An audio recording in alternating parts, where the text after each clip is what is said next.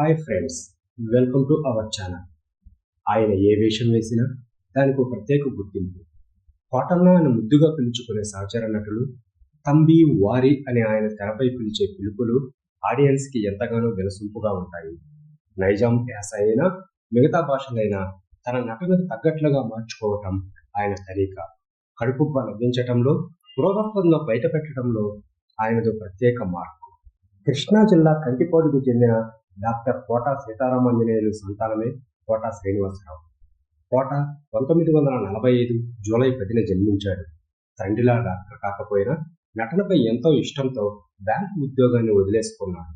నాటకాల నుంచి సినిమాలకు చేరుకున్నాడు.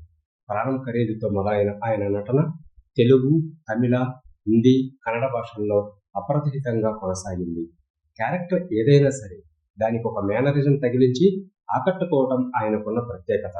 ఇప్పటిదాకా దాదాపు 800 సినిమాలకు పైగా నటించిన కోట ప్రతి సినిమాలోనూ వేరియేషన్ కనపరుస్తూ ప్రేక్షకులను ఆకట్టుకుంటూ వస్తున్నారు. కొన్నినాళ్లలో సైడ్ కిక్ వేషాలు వేసిన కోట క్రమంగా విలన వేషాలపై మళ్ళాడు. ప్రతిఘటనలో యాదగిరి కోటగా నటించిన ఆడియన్స్ దగ్గర చేయడంతో పాటు మొదట నంది అవార్డు ఇప్పించింది.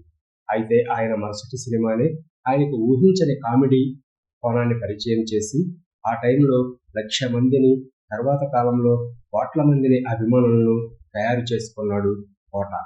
ఆ సినిమా పేరే ఆహనా పెళ్ళంట. పిసినారి లక్ష్మీపతి పాత్రలో ఆయన నటన మార్వలెస్.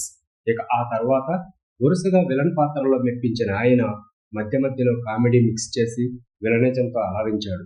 కొన్ని పాత్రలకైతే ఆయన తప్ప మరో సరిలేరని అప్పటి దర్శకులు ఫిక్స్ అయ్యారంటే అతిశయోక్తి కాదు.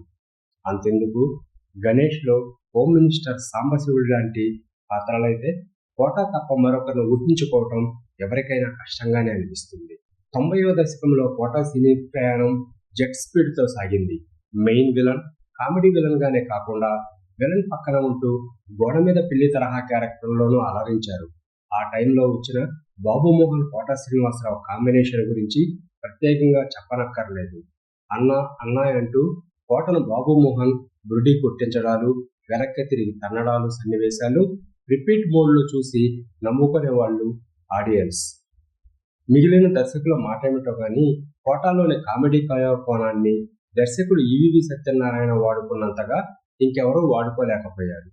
ఇక బ్రహ్మి, ఎంఎస్ నారాయణ కాంబినేషన్లో కోటా నుంచి హెల్తీ అండ్ హ్యూమరస్ జనాలకు ఆనందించింది, అలరింపజేసింది.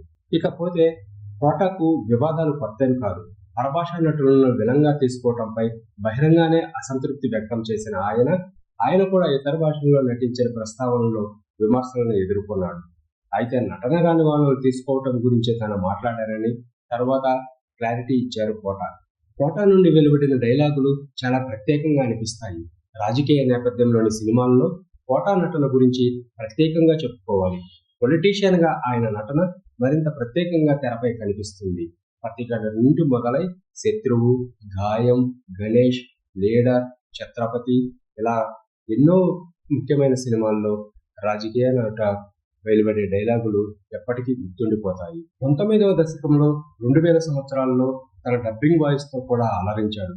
ముఖ్యంగా తమిళ కమెడియన్ గౌండర్మణికి ఆయన అరువిచ్చిన గొంతు తెలుగు ప్రేక్షకులను మైమరిపించింది. అంతేకాదు సీనియర్ నటుడు మణివన్నన్కు కూడా కోట కొన్ని సినిమాలకు డబ్బింగ్ చెప్పారు.